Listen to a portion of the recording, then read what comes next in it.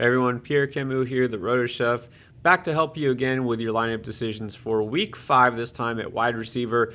Check out running backs also. I'm going to give you 3 names that I feel are absolute must starts and must sits going forward, help you with some of those flex decisions, guys that are going to be probably on the radar for a lot of those start sit questions. Of course, you want the latest rankings, you always check rotoballer.com, constantly giving you the best advice to help you win. So let's get started, and here's an easy one. Laviska Shenault of the Jaguars. Look, you don't have to be a fantasy expert to figure out. He is on the rise. This is a guy who was a very popular sleeper preseason and just didn't pan out because, well, he's on the Jaguars. So the beginning of the season was rough for everyone involved. Now we're seeing signs of a turnaround. But the thing with Shenault is he's got to get more targets, and he already did last week when you saw had 99 yards. And it's going to happen because, well, DJ Chark out indefinitely with that fractured ankle. And then his offensive coordinator, Darren Bevel, came out and said publicly, we're going to get Shenault the ball and we're going to get more involved. It's kind of a no-brainer. We know they have to because, well, there's not really a choice. It's him, it's Marvin Jones, and that's kind of it. So we know Shenault is a guy who's going to be a target hog now going forward. They're still going to be having to pass a lot in Jacksonville because that defense is just not good. So Shenault, get him in your lineup right away. There's really no reason to wait on this one starting right now.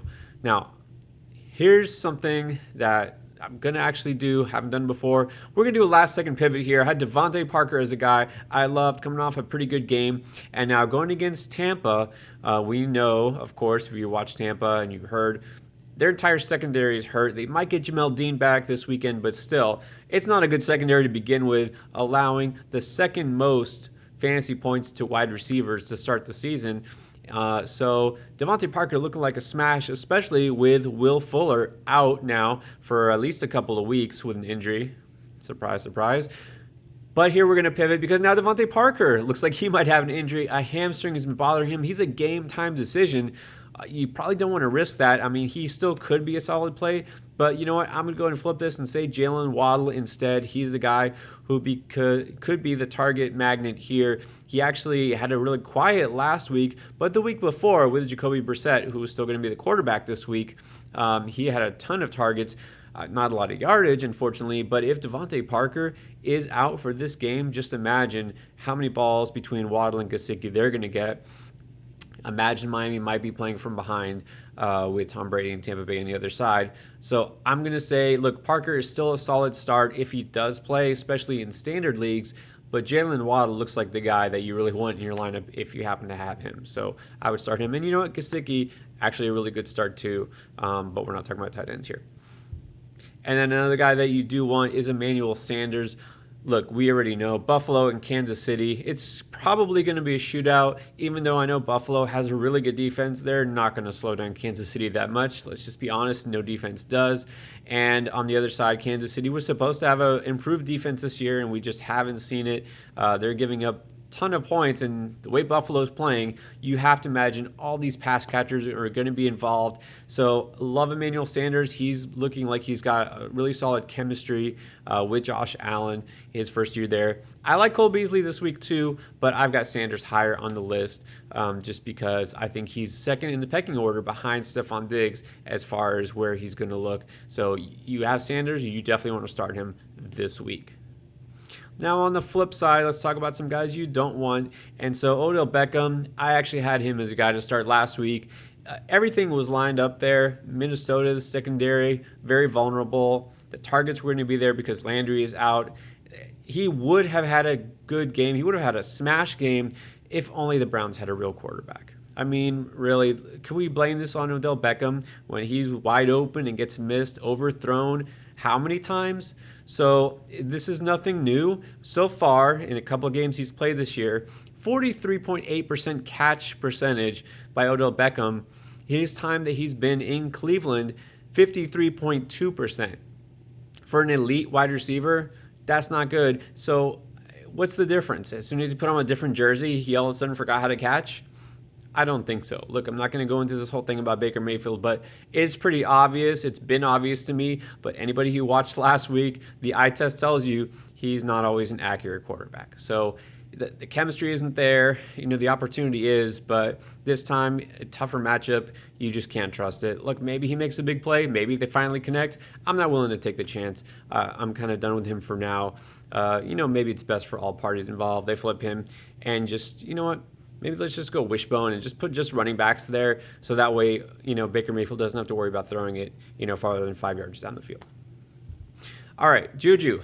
You don't want to start him. You almost never want to start him anymore. He's not worth starting, okay, because the target share for him is there. He's averaging about 7 targets per game. That's good. So, Deontay Johnson was out 1 week, and then Claypool was out last week. It didn't matter, all right? It's not that JuJu isn't getting looked at. He's just not doing anything with the ball because they're still not throwing it to him down the field. 32.3 yards per game. What does that do for you? I don't care if he catches 5-6 passes. It means absolutely nothing. So the yardage is just so minimal. And now we hear Big Ben has an injury. He'll still play, but he was looking bad enough already before he got injured. And now if it's something that might affect his throwing, look, Deontay Johnson's the only receiver I really have any interest in this offense to begin with. And so JuJu he's kind of done for me, at least as far as this year. Maybe he goes to a different situation next year, but there's really no reason to have JuJu in your lineup. You're getting nothing from him, unless you're okay with like a floor of maybe 6 or 7 points in a full PPR league. That's not going to win you your week. It's just not. So hard pass on JuJu this week and pretty much going forward. And then finally for week 5, look, I'm not giving up on Brandon Aiyuk because the talent is there, the opportunity is there.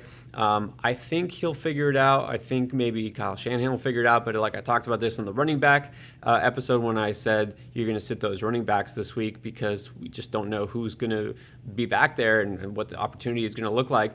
Aiyuk might still be the number 2 receiver here behind Debo, but it seems like he's far behind Debo. Debo, of course, one of the league leaders in all receiving categories so far. And that's not by accident, okay? This is by design. And Aiyuk just seems like a guy who's kind of getting in there once in a while, but he's just not getting targeted enough. And we saw when Trey Lance came in the second half last week, it was all Debo. He didn't even throw it Kittle's way. I know Kittle's banged up, but still, when he was on the field, he didn't look there. Didn't really look towards Aiyuk. And the games that Aiyuk has played, we kind of thought he was back after week 3 because he did something. It was only 37 yards on 4 catches. It just happened to be that he got a touchdown. But then last week, 1 catch for 15 yards. I mean, you're just not getting enough out of him. So you're going to have to keep him benched until something drastic changes. And I know we're all excited about Trey Lance, being a quarterback, as am I. I don't think that's necessarily better for Aiyuk. I know he's got a stronger arm. He might look for him down the field. But is he going to hit him, right? The accuracy, we just haven't seen that yet from him. I'm saying wait a week, wait till after the bye, see what happens. Aiyuk still stays on your bench until further notice, because if he couldn't smash against Seattle, why would he do that against Arizona? I don't think it's going to happen.